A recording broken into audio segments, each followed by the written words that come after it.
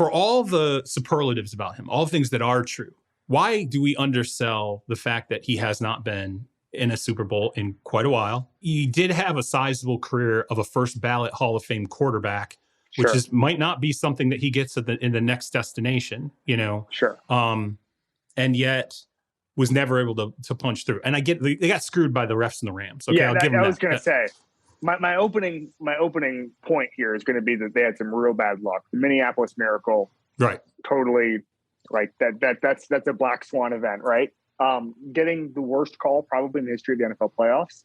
That's a low probability event as well. So those are the two things I would circle. And obviously, the Minneapolis Miracle was not in the conference championship game. It's a little bit different. But to be that close as they were in the Superdome against the Rams and not get there because of it, I mean, that to me, they should have been scoring touchdowns in that game. They shouldn't have not let Jared Goff be close. I remember I was at that game. I don't know if you were. And I remember it being so loud and Jared Goff literally putting his hands over his helmet. And I was like, this was the first quarter. And I was like, this game is over. This game is over. And it wasn't. And that you can actually put that on Sean Payton and Drew Brees. Like that they should have won that game comfortably to the point that there was no cornerback who was intentionally taking a pass interference call that the referee didn't call. Having said that, I think it's really hard. Getting to the Final Four, it's interesting to me. I was talking to a GM a couple of years ago, and he said that the way he views trends in the league is he just looks at the Final Four teams. And he does a whole report on them: height, weight, where they go to college, where they were drafted, how they were acquired, all that stuff, just to see if they're missing anything. And the point he made was that there's so many good teams in this league, and the barrier for entry is so high that getting to the Final Four is really like the best you can hope for. And then there's a couple of situational stuff, and then there's just gonna, there's some of it's luck or whatever. So I view it that if you're in the hunt every year, I think that's as good as you're gonna ask for. And I would say with the Brees thing, I understand that Drew Brees is a Hall of Fame quarterback, but I also understand that Drew Brees is a Hall of Fame quarterback because he had Sean Payton. Right. And those guys rewrote the concept of offense in 2006 when those guys entered New Orleans together. They said this about World War One. The technology advances in the war was that they rode in on horseback and left on tanks, right? Right. And you think about what they were doing as innovation in 2006.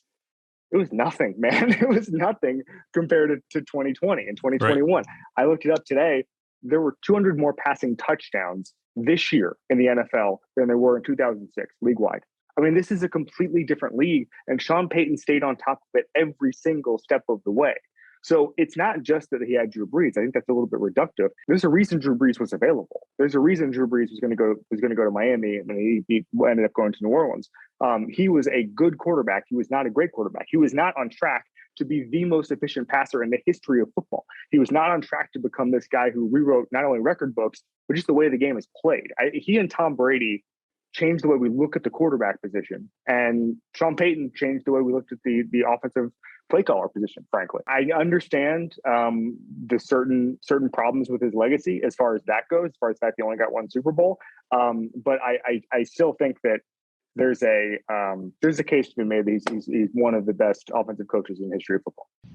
I love the idea, too, that you bring up sort of technologically how things changed. And definitely from a passing volume standpoint, you went from these offenses where, I mean, you talk about the World War I reference, you had offenses that were still in trench warfare. And they're like, hey, we can't just do this. We can't advance 10 yards a day to win this war. We have to completely revamp the way that we're approaching. There's still in 2021 when Sean Payton played, there's still coaches who say we want to run the ball 30 times a game. That was that rule. That rule's never even Googled Sean Payton.